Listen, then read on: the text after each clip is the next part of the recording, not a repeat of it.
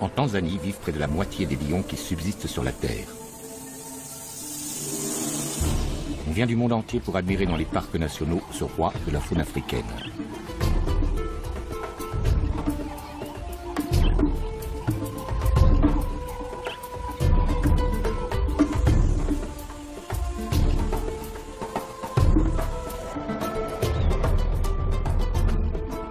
Les 20 000 lions de Tanzanie ne vivent pas uniquement dans ces réserves où ils sont adulés et protégés. Dans le reste du pays, loin des safaris et des touristes, les lions sont détestés. Pour toute une population rurale qui défend son bétail ou sa vie, ils demeurent de dangereux prédateurs qu'il faut éliminer.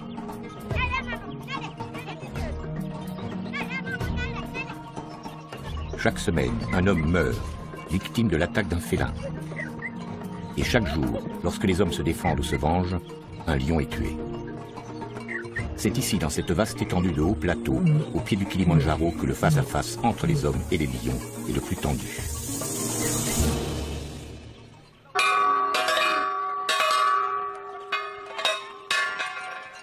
Nous sommes à Mboret, un village de la steppe Maasai, situé le long du parc national de Tarangire, une zone infestée de lions. Ce jour-là, la leçon est un peu particulière. L'école reçoit la visite de Rose Mocha du département de la faune sauvage. Rose Mocha parcourt la région à la rencontre de tous ceux qui sont confrontés aux lions. Un travail d'information et de prévention. Levez-vous. République de Tanzanie, bonjour. Comment allez-vous? Je vais bien. Bien. Et vous, comment allez-vous? Bien. Je m'appelle Rose et je vous souhaite le bonjour. Asseyez-vous. Merci. Nous allons parler du lion. Vous connaissez cet animal, le lion? Oui. Et qu'est-ce que vous savez sur lui? Il a l'air méchant. Il a l'air méchant. Et qu'est-ce qu'il mange? Toi, là derrière. De la viande. Il mange de la viande. De ce côté derrière? Des gazelles. Des gazelles. Là-bas? Des zèbres. Des zèbres, très bien. Vas-y, dessine-nous un lion.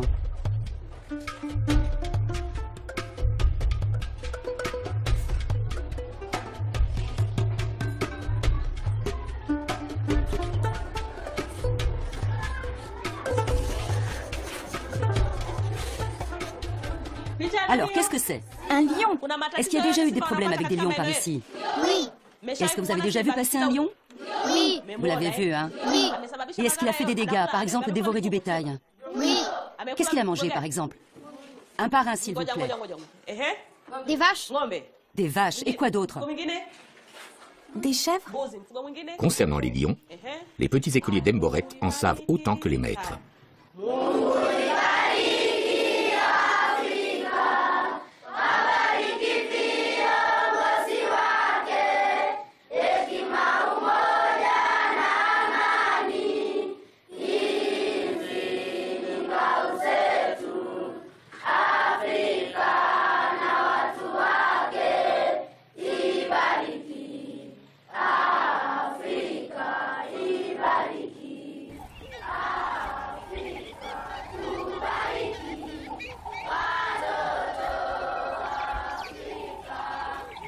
Ces enfants ne fréquentent pas l'école tous les jours. Bien souvent, leurs parents préfèrent les envoyer garder les vaches dans la brousse, selon le mode de vie des éleveurs Maasai. Le lion fait partie de leur quotidien. Le pays est pauvre, il a besoin du tourisme pour vivre. Les lions représentent un attrait majeur et leur protection, un enjeu vital. Dans les réserves, la présence humaine est strictement limitée. Mais au-delà de leurs frontières, souvent un simple trait sur la carte, de vastes étendues de brousse abritent des populations traditionnelles hostiles à la présence des fauves. Assurer la protection de ces populations tout en préservant les lions, la tâche des autorités tanzaniennes n'est pas facile. Tant bien que mal, le pays tente d'organiser la cohabitation.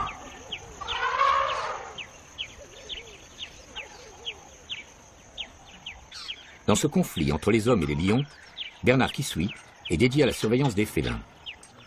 Son travail consiste à localiser les différents groupes de lions et à suivre leurs déplacements.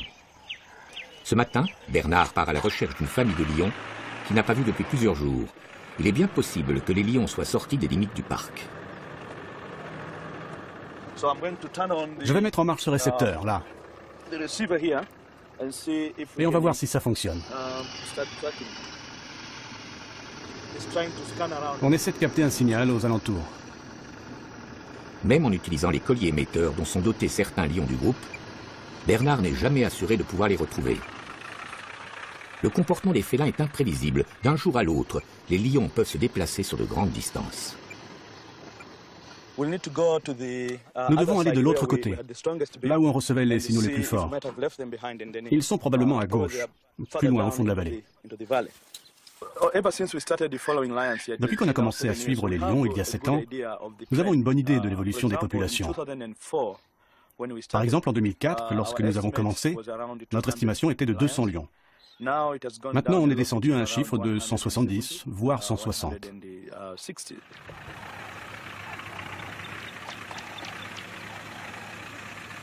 Bernard a fait ses études de biologiste aux États-Unis, mais il sait aussi décrypter les traces de la brousse, comme celle inscrite ici, dans le sable d'une rivière asséchée. Ces empreintes vont lui permettre de remonter la piste des félins. Attention, il y a des éléphants.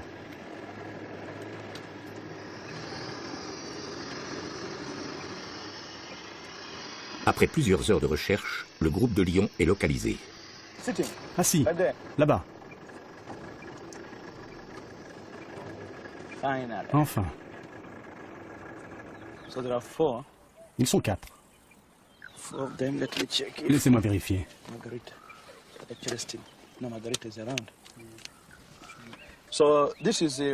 C'est un des groupes que nous étudions. Nous l'avons baptisé Altipiano. Là, ils sont à l'intérieur du parc, mais il y a quelques jours, on les a trouvés en dehors. Ça, ce sont les fiches d'identification de ce groupe.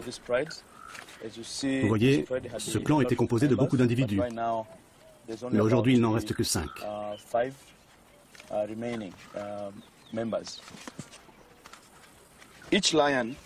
Chaque lion des groupes étudiés a sa carte d'identité. Il y a Célestine, la femelle qui porte un collier émetteur. Il y a Alan, Alvin et Sally aussi.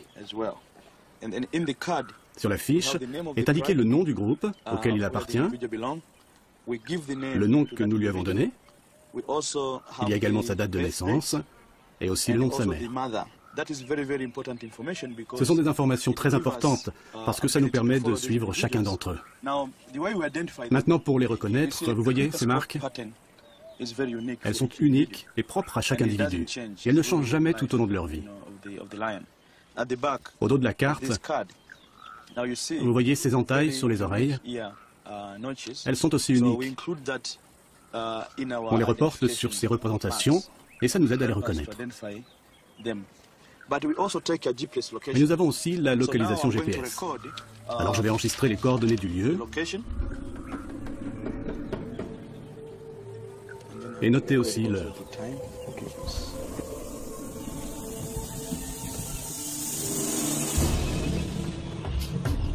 Bernard est rassuré.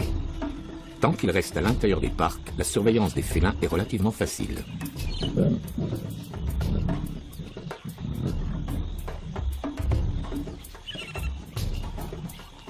Mais tous les lions ne vivent pas dans les parcs. Et ceux qui s'y trouvent n'ont que faire des limites établies par les hommes.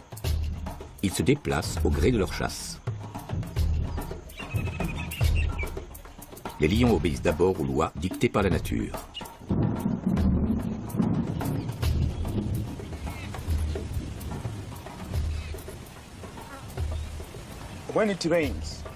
Lors de la saison des pluies, c'est-à-dire autour de novembre, décembre et jusqu'en mai, les animaux se mettent à se déplacer à l'extérieur des parcs.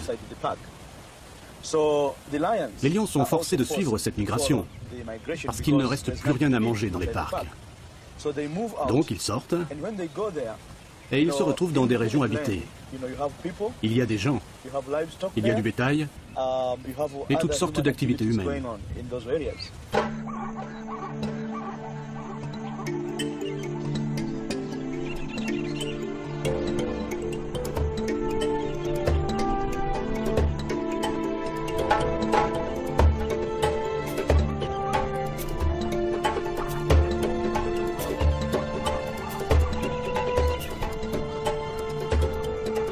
les grandes plaines du parc du Tarangire, à la fin de la saison sèche, en novembre ou en décembre, les points d'eau se sont fait rares.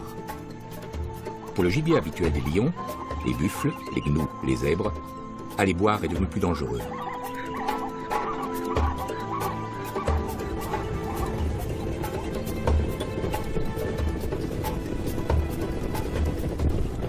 Obéissant à leur instinct, les animaux se sont rassemblés en de grands troupeaux.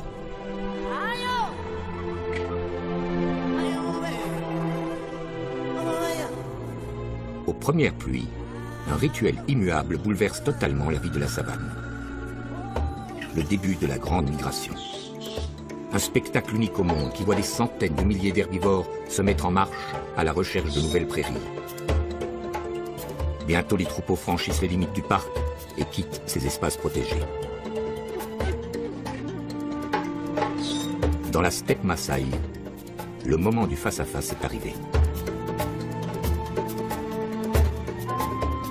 En suivant leur proie, les lions sont entrés sur le territoire des hommes.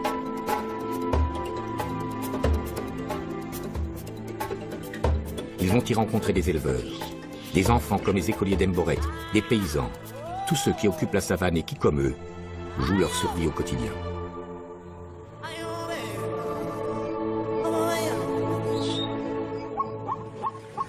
Aujourd'hui, la tournée d'inspection de Rose Mocha l'a conduit chez Isaka, un éleveur Maasai qui vit à proximité d'Emboret, à 1 heure de marche. Dans le passé, Isaka s'est déjà plaint d'attaques sur son bétail. Vous avez combien de vaches? J'ai 30 vaches. Il n'y a jamais de lions qui viennent par ici? Si, ça arrive, mais on les fait fuir. Ah, vous arrivez à les chasser. Comment faites-vous pour les faire partir? Quand on les entend rugir, soit on pousse des cris, soit on apporte des lampes et on fait de la lumière. Ah, ils s'enfuient.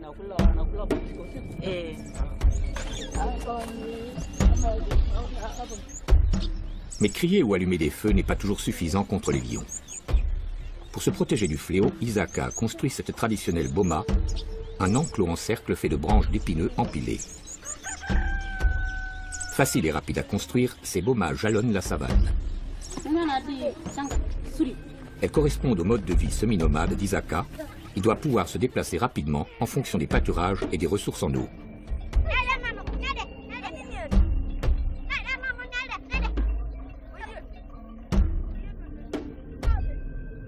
Avec cette boma, en théorie, la famille d'Isaka paraît protégée.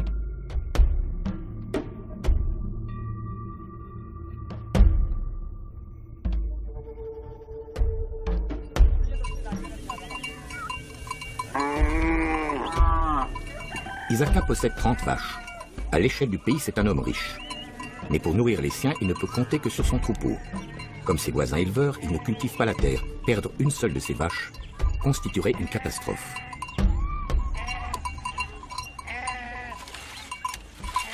À l'approche du soir, les membres de la famille d'Isaka se hâtent d'enfermer leurs bêtes.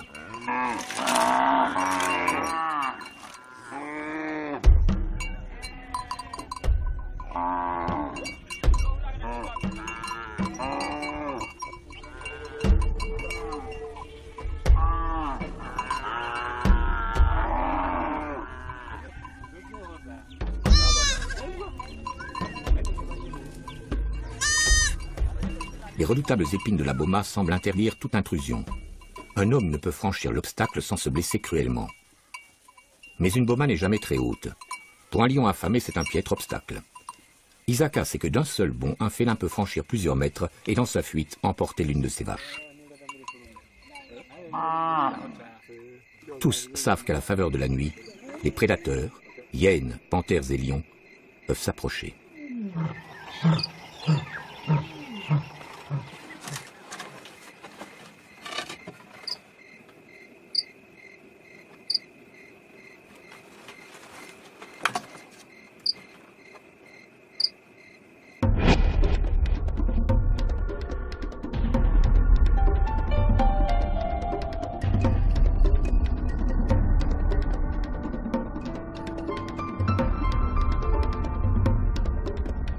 Lors de ces tournées, Rose s'adresse en priorité aux chefs coutumiers et aux responsables des villages.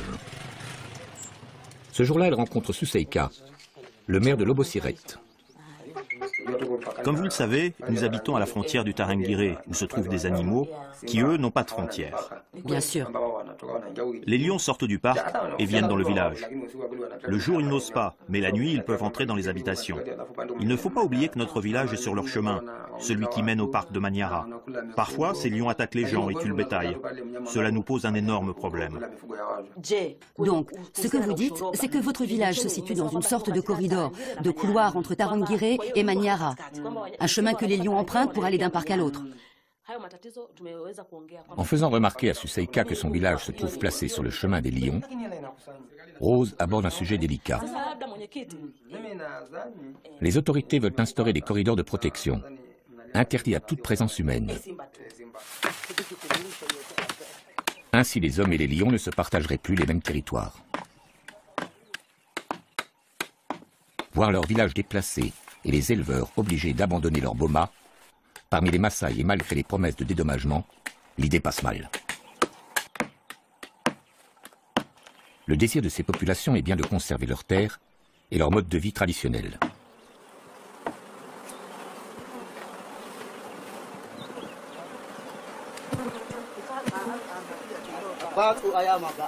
Les Maasai ont grandi au milieu d'une nature abrupte, dont ils ont appris à mesurer les dangers et dont ils utilisent au mieux toutes les ressources. Ainsi, ces villageois ont repéré un essaim d'abeilles à l'intérieur de ce baobab.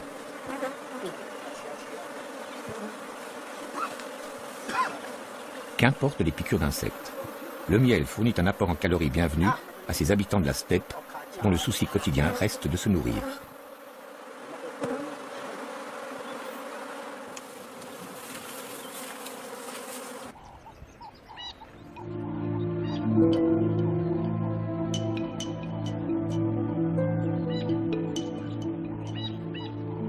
À Tarangire, tous les lions n'ont pas accompagné la grande migration.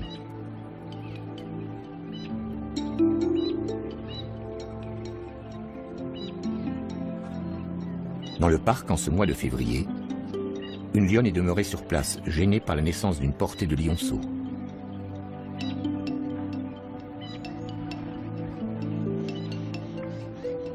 Ils ont grandi, mais ne sont pas encore devenus autonomes.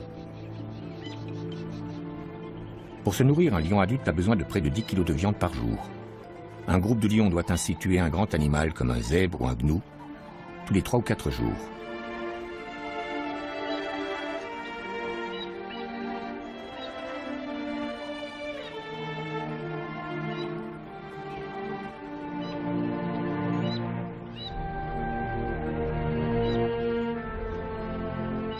Or, avec la migration, le gibier a déserté la réserve et la viande manque.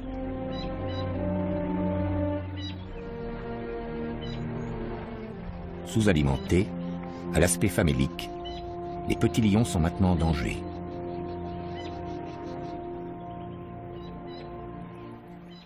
Sans relâche, la lionne guette.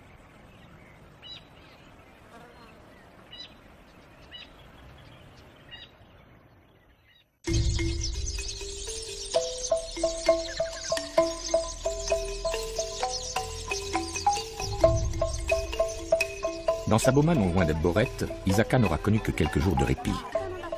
Peu de temps après notre visite, l'éleveur a été réveillé en pleine nuit par les aboiements de ses chiens et les meuglements de son bétail. La boma de son voisin était attaquée. 2 lions ont pénétré dans l'enclos, y ont tué 2 vaches et ont commencé à les dévorer sur place. Dans la confusion, tout le bétail paniqué s'est enfui dans la brousse. Les hommes ont alors crié et apporté des lampes pour tenter de faire fuir les fauves, en vain. Il a fallu attendre plusieurs heures et l'arrivée d'un garde-chasse tirant des coups de feu en l'air pour que les lions abandonnent leur proie et que les bomas retrouvent leur calme.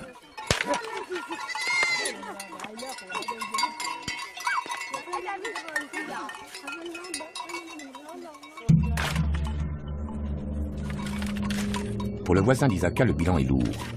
2 vaches tuées, c'est 800 000 shillings de pertes, près de 500 €. Plus d'1 an de travail au salaire moyen et aucune indemnité de prévue.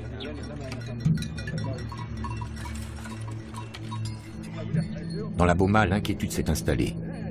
Les lions reviendront-ils?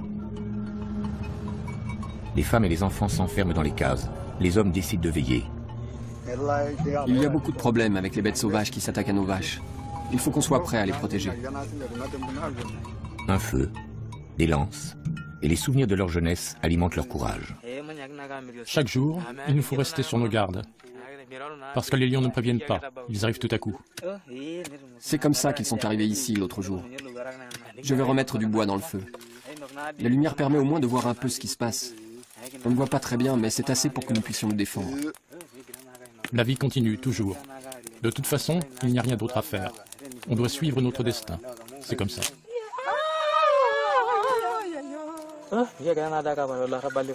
Quand on y pense, autrefois, on les tuait les lions.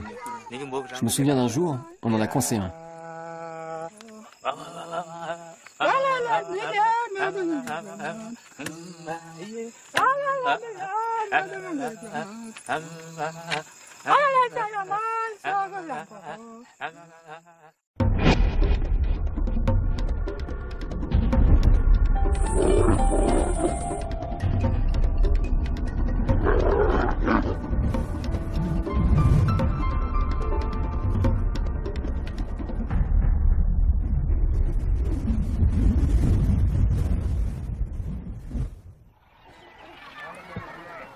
Autrefois, Isaka et les siens et tous les nomades Maasai des environs n'auraient pas hésité. Ils auraient pisté les lions pour se venger.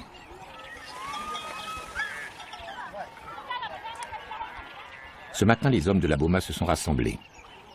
Ils savent qu'il leur est désormais interdit, sous peine de lourdes sanctions, de tuer les lions.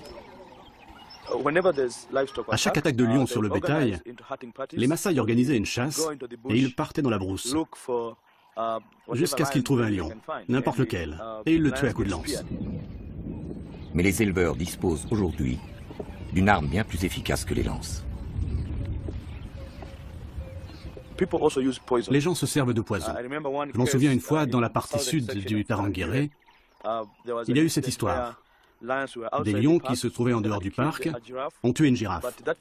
Sa carcasse a été bourrée de poison. Et plus tard, nous avons trouvé 5 cadavres de lions dans la zone où ce poison avait été utilisé.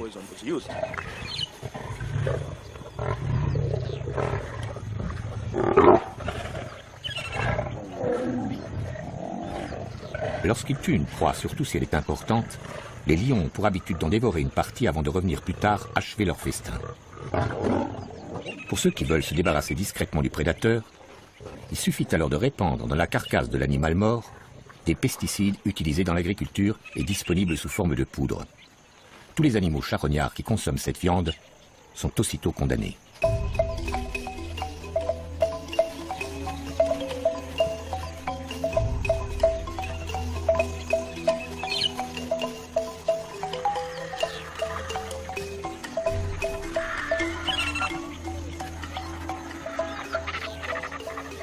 Alertés par la mort de lions, mais aussi par des hécatombes massives de vautours, de chacals et de hyènes, les autorités ont mené leur enquête.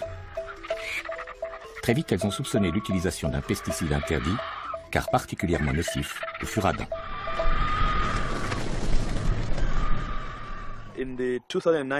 Lors de cette affaire de girafe, nous avons pu faire des prélèvements.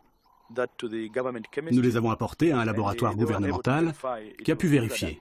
Et c'était du furadin qui avait été utilisé. Depuis, nous savons que dans cette région, le furadin est utilisé pour tuer les lions. Il y a environ 150 lions qui sont tués chaque année dans la steppe Maasai, ici, la région dont nous parlons. 150. Et on parle de ceux pour lesquels on retrouve les restes, les carcasses, et pour lesquels les témoins nous racontent avoir vu les lions morts. Mais il y a des lions qui ont été tués et dont on n'a pas connaissance et pour lesquels aucun rapport ne peut être fait. Donc on peut doubler le chiffre. De 150, on passe à peut-être 300 lions, tous victimes de l'aggravation du conflit entre les hommes et les lions. Nous devons voir comment on peut faire diminuer le braconnage, la chasse illégale, les empoisonnements, les pièges, tout ce genre de choses. C'est crucial pour sauver la population des lions.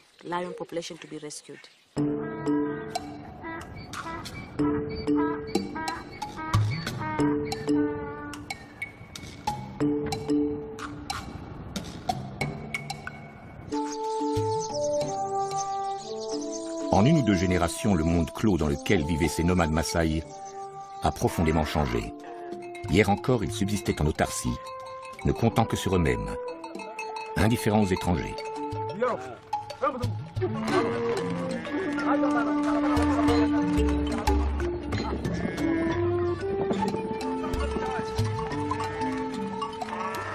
Mais la démographie a explosé. En 40 ans, la population de la Tanzanie a triplé. Il a fallu nourrir tout ce monde et alimenter des villes qui ne cessaient de s'étendre. Les Maasai ont compris qu'une richesse nouvelle les attendait avec leur bétail et le développement de son commerce.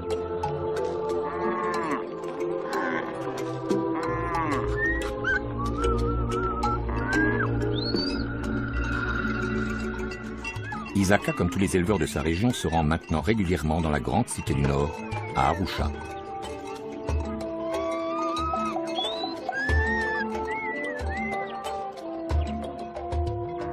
Isaka y vend chacune de ses vaches 400 000 shillings, soit près de 250 €. Il met 2 jours pour gagner à pied les abattoirs. Il lui est même arrivé de franchir la frontière pour se rendre à Nairobi, la capitale du Kenya, à 15 jours de marche.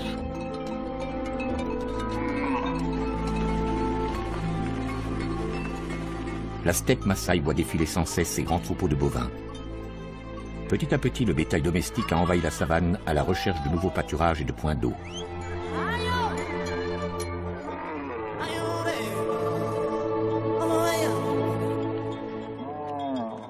Pour nourrir les villes, il a fallu repousser toujours plus loin la faune sauvage, réduisant ainsi inéluctablement son espace vital.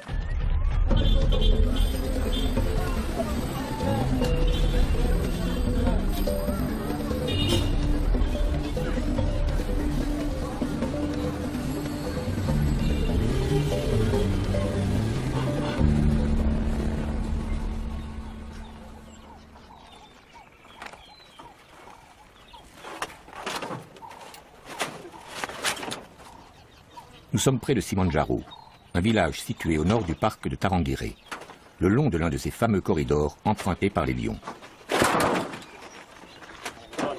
Ce jour-là, on charge dans un camion des rouleaux de grillage, un moyen de protection rudimentaire qui semble évident dans une société contemporaine, mais qui financièrement reste hors de portée des éleveurs de la steppe.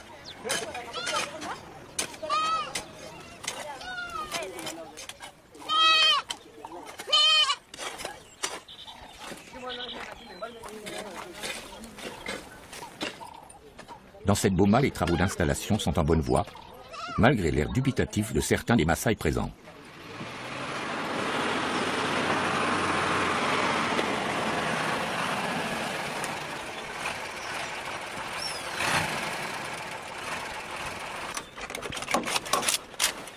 Mais lorsqu'arrive le camion, Toima, le chef du village, et tous les membres de sa famille mettent la main à la pâte. Ils ont parlé avec des voisins déjà équipés, et le téléphone de la savane a parfaitement fonctionné. Une boma solide est alors érigée, le fil de fer remplace les épines.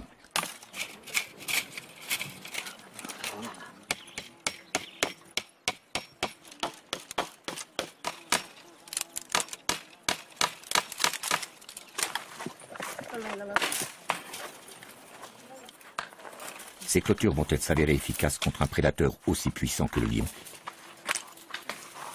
Pour répondre à cette question et à titre de test, une centaine d'enclos, financés par des associations occidentales, sont en cours d'installation autour de Simanjaro.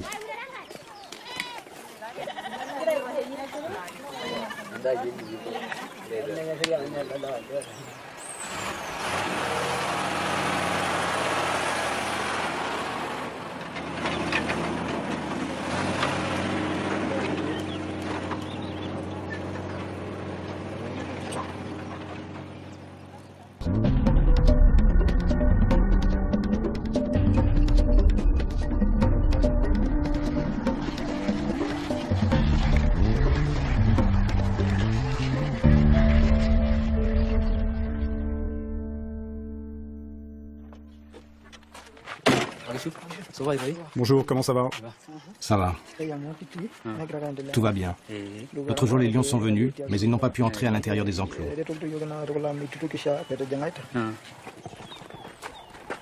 Dans les bomas déjà équipés, les autorités viennent aux nouvelles et inspectent les clôtures. Les premiers résultats semblent encourageants. Déconcertés par les fils de fer, les lions se sont éloignés. 1 millier de bomas seront bientôt grillagés. Maintenant, grâce à cette clôture, ils sont tranquilles. Les animaux sauvages n'attaquent plus le bétail. Oui, depuis tout va bien. C'est beaucoup mieux parce que nous pouvons dormir tranquilles. Et les animaux aussi.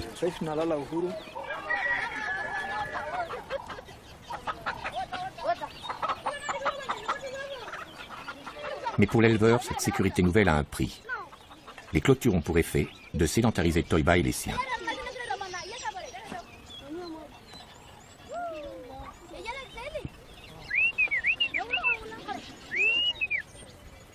Le fil de fer va les éloigner encore un peu plus de leur passé de nomades.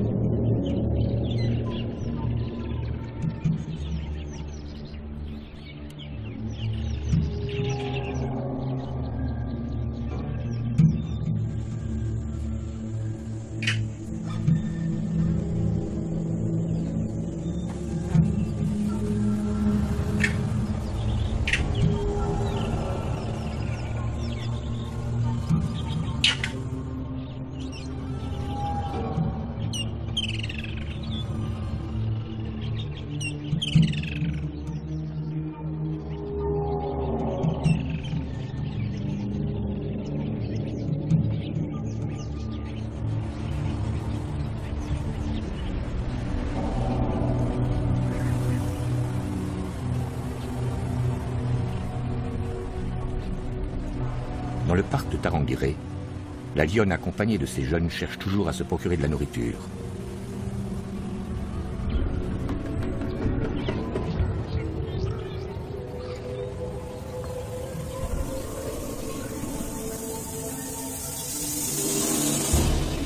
Maigre et manquant d'énergie, ses attaques sur le peu de gibier qui reste à l'intérieur du parc deviennent imprécises. Peut-être qu'un jour, à la faveur d'une rencontre, notre lionne n'aura d'autre ressource que de s'en prendre à un gibier plus facile à tuer. Nous sommes au sud de la Tanzanie, le long de la grande rivière Rufiji, qui borde la réserve du Selous, la plus vaste d'Afrique. Des populations de paysans sont établies d'un côté de la rivière, mais les champs qu'ils cultivent, ainsi que les zones sauvages, se trouvent sur l'autre rive. Chaque matin, ils traversent la rivière pour aller travailler leurs terres, et chaque soir, les pirogues les ramènent dans leur village. Longtemps, ils se sont crus à l'abri, protégés par la largeur du cours d'eau. Pourtant, l'histoire vécue par ces paisibles villageois hante encore leur mémoire. Durant 2 ans, un mangeur d'hommes a semé la terreur dans la région, dévorant 40 personnes et en blessant des dizaines d'autres. Surnommé Oussama par la population locale, ce lion a traversé le fleuve. Il n'a pas hésité à rentrer à l'intérieur des habitations pour y saisir ses victimes. C'est l'histoire qui est arrivée à Salma. Elle ne doit sa vie qu'à son courage. Elle a affronté le fauve et a réussi à le mettre en fuite. Ce jour-là, j'avais quitté les champs pour rentrer au village. J'ai dit au revoir à mon mari. J'avais trop peur du lion. Donc, je suis rentrée. Arrivée là-bas, à un moment, j'ai dit à ma mère, « Il y a des moustiques, je les entends bourdonner. » Elle m'a répondu, « Prends du bois et allume du feu. La fumée les fera partir. » Et je lui ai dit, « J'entends du bruit. Qu'est-ce que c'est que ce bruit ?»« Maman, c'est un lion. Il vient nous attaquer. » Il s'est acharné sur la porte et a réussi à la casser. Je me suis jetée sur le côté, mais il s'est retourné vers moi. J'ai attrapé un bâton et je lui ai tapé sur la tête. Plusieurs fois. Et nous avons hurlé, « Un lion, un lion, un lion !» Alors, le lion s'est sauvé, tout le monde est arrivé. En partant, il m'a lacéré l'épaule. Il y avait beaucoup de sang. Le lendemain, on m'a emmené à l'hôpital. Salma a eu beaucoup de chance. L'épaule déchirée, elle a pu être soignée rapidement. Les blessures occasionnées par les lions sont souvent mortelles. Leurs griffes transportent de nombreuses bactéries qui provoquent des septicémies foudroyantes.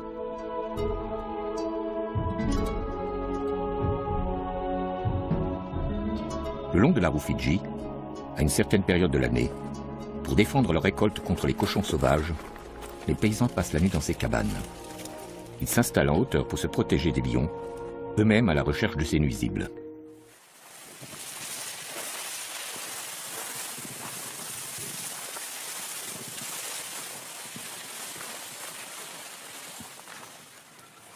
Oussama le lion ne s'intéressait pas aux sangliers. Il avait pris goût à la chair humaine. Voici le récit tragique de Fatouma et de sa famille. À l'âge de 20 ans, la jeune femme menait la vie sans histoire d'une paysanne de la Rufiji. Puis par 2 fois, son chemin a croisé celui du mangeur d'hommes. Si le destin a épargné la jeune femme, Fatouma reste marquée par les nuits d'horreur qu'elle a vécues. Aujourd'hui, elle traverse toujours la rivière pour continuer à cultiver les champs, situés du côté des espaces sauvages. Fatouma a refait sa vie et a fondé une nouvelle famille. Mais elle serre bien fort dans ses bras son dernier-né. Ce jour-là, quand mon mari a voulu rentrer vers la maison, il a croisé le lion. Il a crié et des gens ont entendu ses cris. Mais à ce moment-là, ils ont pensé que c'était des cris d'ivrogne. 3 jours plus tard, il n'était toujours pas rentré chez nous. Des gens se sont mis à le chercher dans toute la vallée. On n'a retrouvé que des restes. Voilà ce qui est arrivé à mon mari.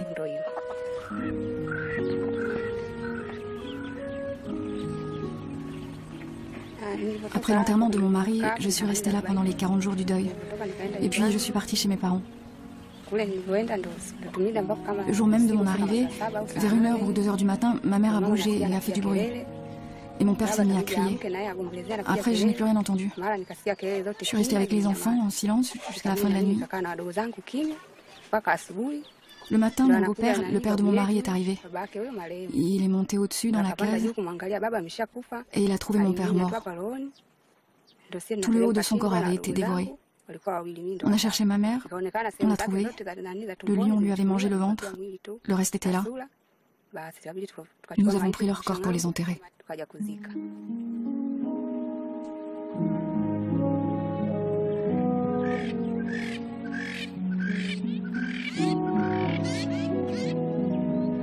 Le lion a finalement été abattu, une bénédiction pour toute cette région. Je m'en souviens très bien. Quand le lion s'est jeté sur nous pour nous attaquer, nous avons pu lui tirer dessus, juste avant qu'il nous atteigne. Nous étions 6 ou 7. Et là, le lion est tombé. Et tout le monde a continué à tirer sur lui. Voilà l'histoire de ce lion qui a semé la terreur dans cette région pendant 3 ou 4 ans.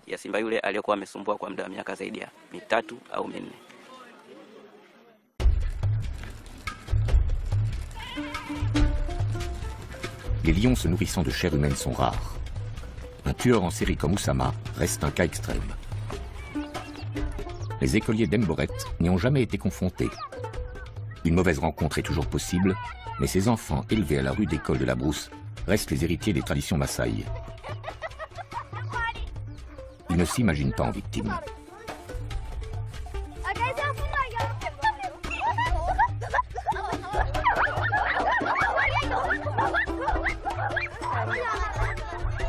Dans la steppe Maasai, la confrontation entre les hommes et les lions semble à son paroxysme.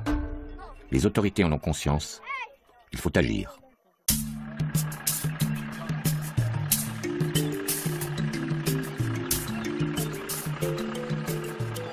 À la lisière du parc du Tarangire, les hommes attachés à la surveillance des lions ont repris la piste. Relever leurs traces, suivre leurs déplacements, mieux comprendre leur comportement, permettra peut-être de se parer de futures attaques.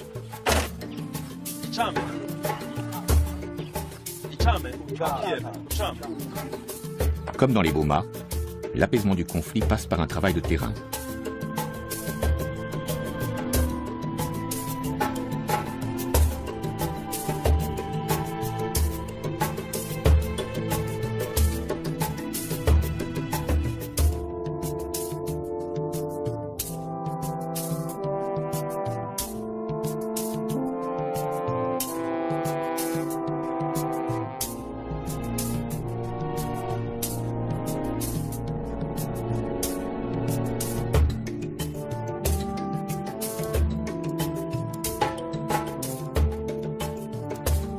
Rose, Isaka, Bernard, Fatouma. Les enfants d'Emboret, tous ont une histoire particulière avec les lions. Ils vivent dans un pays où la faune sauvage représente un capital inestimable, unique au monde. Les hommes et les lions pourront-ils continuer à se partager les mêmes territoires? Certains en doutent. Dans ce conflit, il s'agit avant tout de gagner du temps.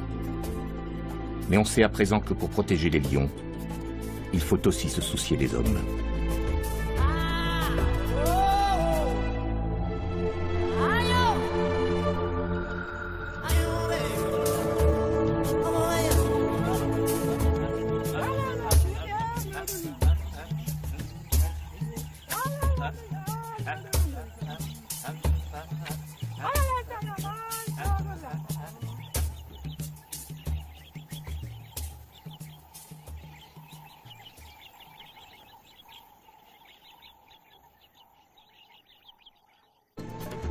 Pour le gibier habituel des lions, les buffles, les gnous, les zèbres, aller boire est devenu plus dangereux.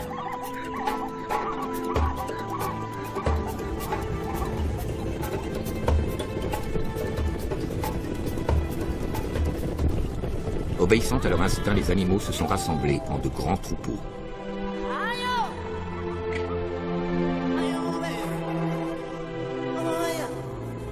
Aux premières pluies, un rituel immuable bouleverse totalement la vie de la savane. Le début de la grande migration. Un spectacle unique au monde qui voit des centaines de milliers d'herbivores se mettre en marche à la recherche de nouvelles prairies. Bientôt, les troupeaux franchissent les limites du parc et quittent ces espaces protégés. Dans la steppe Masaï, le moment du face-à-face est arrivé. En suivant leur proie, les lions sont entrés sur le territoire des hommes.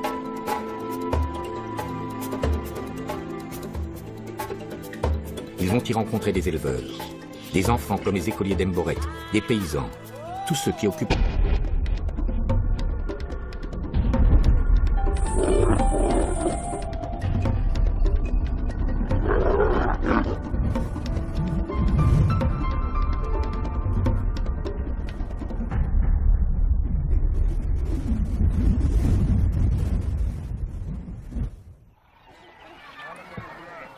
Autrefois, Isaka et les siens et tous les nomades Maasai des environs n'auraient pas hésité.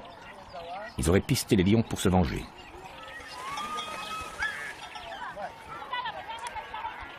Ce matin, les hommes de la Boma se sont rassemblés. Ils savent qu'il leur est désormais interdit, sous peine de lourdes sanctions, de tuer les lions. À chaque attaque de lions sur le bétail, les Maasai organisaient une chasse et ils partaient dans la brousse. Jusqu'à ce qu'ils trouvent un lion, n'importe lequel, et ils le tuaient à coups de lance. Mais les éleveurs disposent aujourd'hui d'une arme bien plus efficace que les lances. Les gens se servent de poison. Je m'en souviens une fois, dans la partie sud du Tarangire, il y a eu cette histoire. Des lions qui se trouvaient en dehors du parc ont tué une girafe.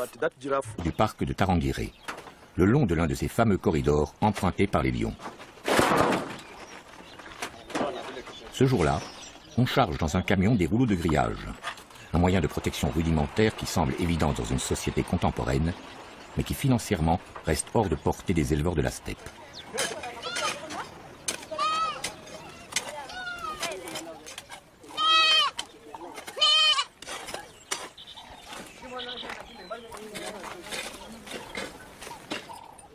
Dans cette Boma, les travaux d'installation sont en bonne voie, malgré l'air dubitatif de certains des Maasai présents.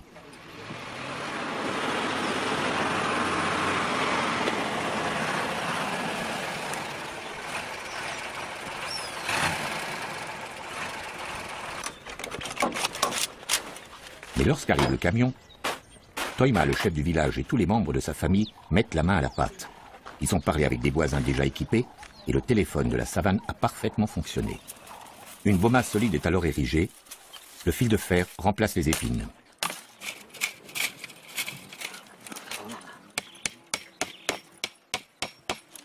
Feu, des lances et les souvenirs de leur jeunesse alimentent leur courage.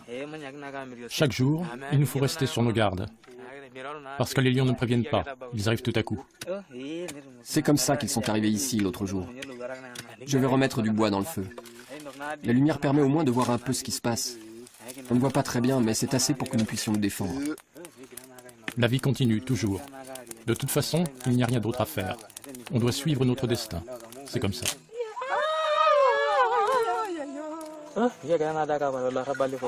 Quand on y pense, autrefois, on les tuait les lions. Je me souviens d'un jour, on en a coincé un.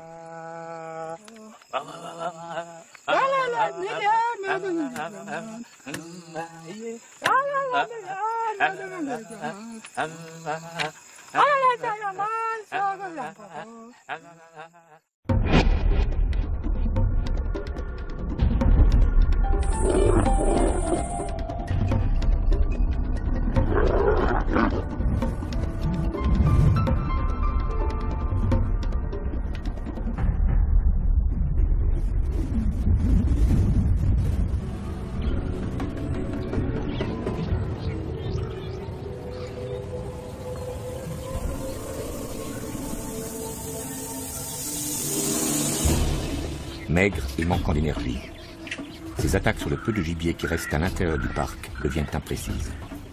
Peut-être qu'un jour, à la faveur d'une rencontre, notre lionne n'aura d'autre ressource que de s'en prendre à un gibier plus facile à tuer.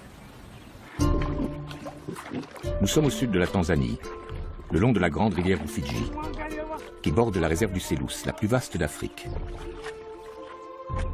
Des populations de paysans sont établies d'un côté de la rivière, mais les champs qu'ils cultivent, ainsi que les zones sauvages, se trouvent sur l'autre rive. Chaque matin, ils traversent la rivière pour aller travailler leurs terres, et chaque soir, les pirogues les ramènent dans leur village. Longtemps, ils se sont crus à l'abri, protégés par la largeur du cours d'eau. Pourtant, l'histoire vécue par ces paisibles villageois hante encore leur mémoire. Durant 2 ans, un mangeur d'hommes a semé la terreur dans la région, dévorant 40 personnes et en blessant des dizaines d'autres. Surnommé Oussama par la peau des prairies. Bientôt, les troupeaux franchissent les limites du parc et quittent ces espaces protégés. Dans la steppe Maasai, le moment du face-à-face est arrivé.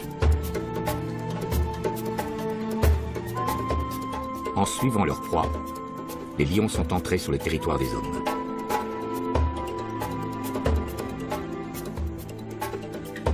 Ils vont y rencontrer des éleveurs, des enfants comme les écoliers d'Emboret, des paysans, tous ceux qui occupent la savane et qui, comme eux, jouent leur survie au quotidien.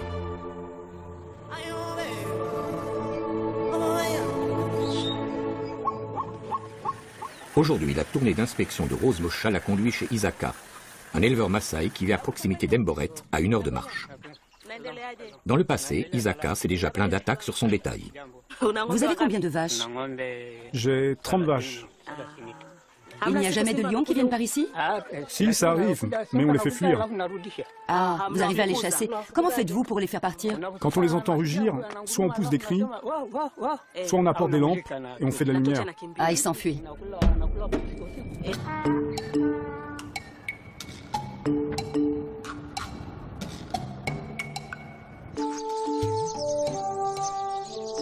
En 1 ou 2 générations, le monde clos dans lequel vivaient ces nomades Maasai a profondément changé.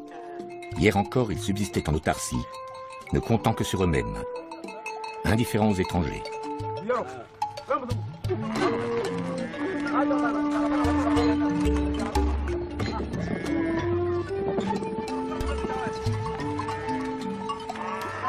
Mais la démographie a explosé. En 40 ans, la population de la Tanzanie a triplé. Il a fallu nourrir tout ce monde et alimenter des villes qui ne cessaient de s'étendre. Les Maasai ont compris qu'une richesse nouvelle les attendait avec leur bétail et le développement de son commerce.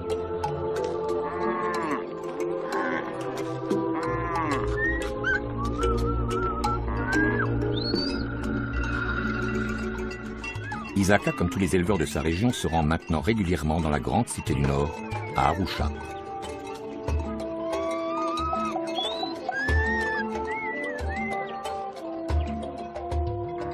Isaka y vend chacune de ses vaches 400 $.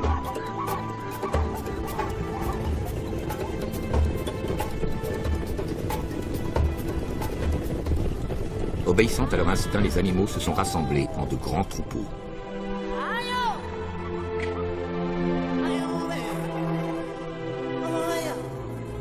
Aux premières pluies, un rituel immuable bouleverse totalement la vie de la savane. Le début de la grande migration. Un spectacle unique au monde qui voit des centaines de milliers d'herbivores se mettre en marche à la recherche de nouvelles prairies. Bientôt, les troupeaux franchissent les limites du parc et quittent ces espaces protégés. Dans la steppe Masaï, le moment du face-à-face est arrivé. En suivant leur proie, les lions sont entrés sur le territoire des hommes.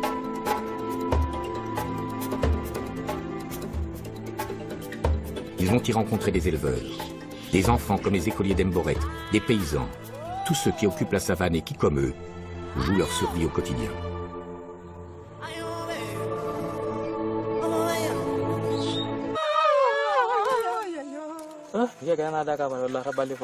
Quand on y pense, autrefois, on les tuait les lions. Je me souviens d'un jour, on en a coincé un.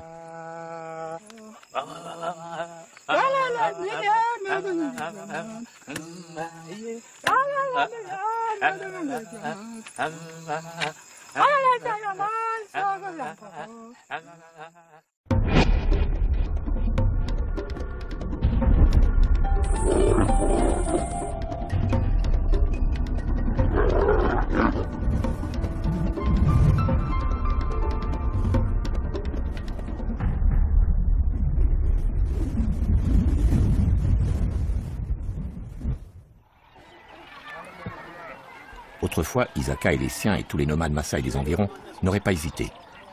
Ils auraient pisté les lions pour se venger.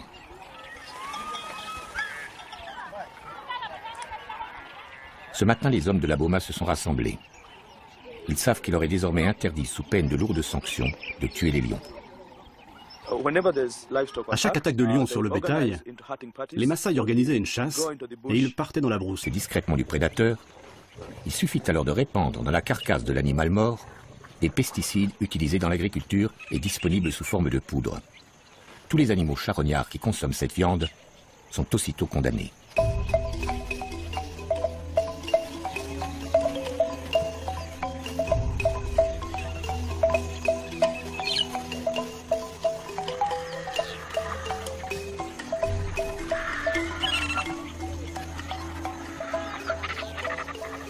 Alertés par la mort de lions, mais aussi par des hécatombes massives de vautours, de chacals et de hyènes, les autorités ont mené leur enquête. Très vite, elles ont soupçonné l'utilisation d'un pesticide interdit, car particulièrement nocif, le furadin.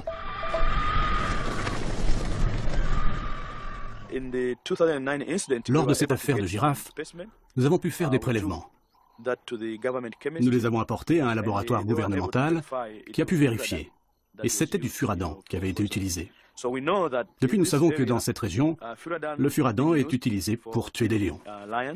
Il y a environ 150 lions qui sont tués chaque année dans la steppe Maasai, ici, la région dont nous parlons. Un feu, des lances et les souvenirs de leur jeunesse alimentent leur courage. Chaque jour, il nous faut rester sur nos gardes. Parce que les lions ne préviennent pas, ils arrivent tout à coup. C'est comme ça qu'ils sont arrivés ici l'autre jour. Je vais remettre du bois dans le feu. La lumière permet au moins de voir un peu ce qui se passe. On ne voit pas très bien, mais c'est assez pour que nous puissions nous défendre. La vie continue, toujours. De toute façon, il n'y a rien d'autre à faire. On doit suivre notre destin. C'est comme ça.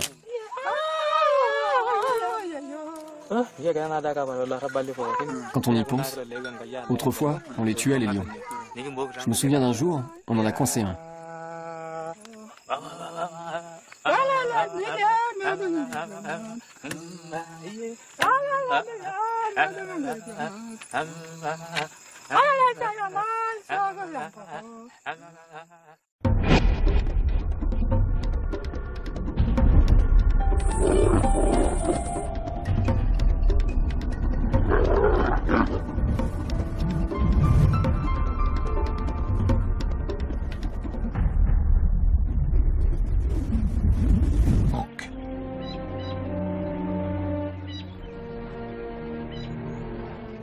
Sous-alimentés, à l'aspect famélique, les petits lions sont maintenant en danger.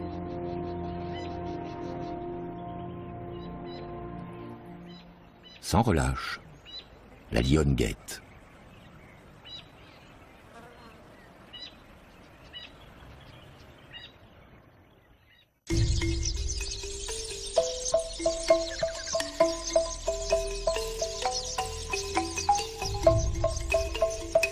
Dans sa boma non loin d'Edboret, Isaka n'aura connu que quelques jours de répit. Peu de temps après notre visite, l'éleveur a été réveillé en pleine nuit par les aboiements de ses chiens et les meuglements de son bétail. La boma de son voisin était attaquée. 2 lions ont pénétré dans l'enclos, y ont tué 2 vaches et ont commencé à les dévorer sur place. Dans la confusion, tout le bétail paniqué s'est enfui dans la brousse. Les hommes ont alors crié et apporté des lampes pour tenter de faire fuir les fauves, en vain. Il a fallu attendre plusieurs heures. Pour ceux qui veulent se débarrasser discrètement du prédateur, il suffit alors de répandre dans la carcasse de l'animal mort des pesticides utilisés dans l'agriculture et disponibles sous forme de poudre. Tous les animaux charognards qui consomment cette viande sont aussitôt condamnés.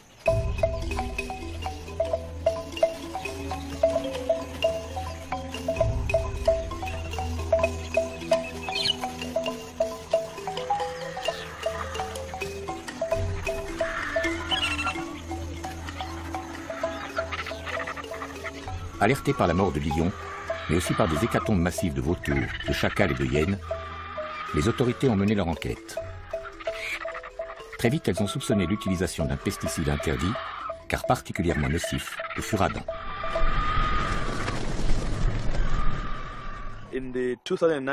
Lors de cette affaire de girafes, nous avons pu faire des prélèvements. Nous les avons apportés à un laboratoire gouvernemental qui a pu vérifier. Et c'était du furadin qui avait été utilisé. Depuis, nous savons que dans cette région, le furadin est utilisé pour tuer les lions. Il y a environ 150 lions qui sont tués chaque année dans la steppe Maasai. À proximité d'Edboret, à 1 heure de marche. Dans le passé, Isaka s'est déjà plaint d'attaques sur son bétail. Vous avez combien de vaches? J'ai 30 vaches. Il n'y a jamais de lions qui viennent par ici? Si, ça arrive, mais on les fait fuir. Ah, vous arrivez à les chasser. Comment faites-vous pour les faire partir? Quand on les entend rugir, soit on pousse des cris, soit on apporte des lampes et on fait de la lumière. Ah, ils s'enfuient.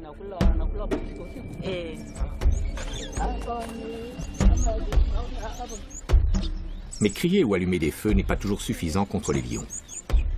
Pour se protéger du fléau, Isaka a construit cette traditionnelle boma, un enclos en cercle fait de branches d'épineux empilées. Facile et rapide à construire, ces bomas jalonnent la savane. Elles correspondent au mode de vie semi-nomade d'Isaka. Il doit pouvoir se déplacer rapidement en fonction des pâturages et des ressources en eau.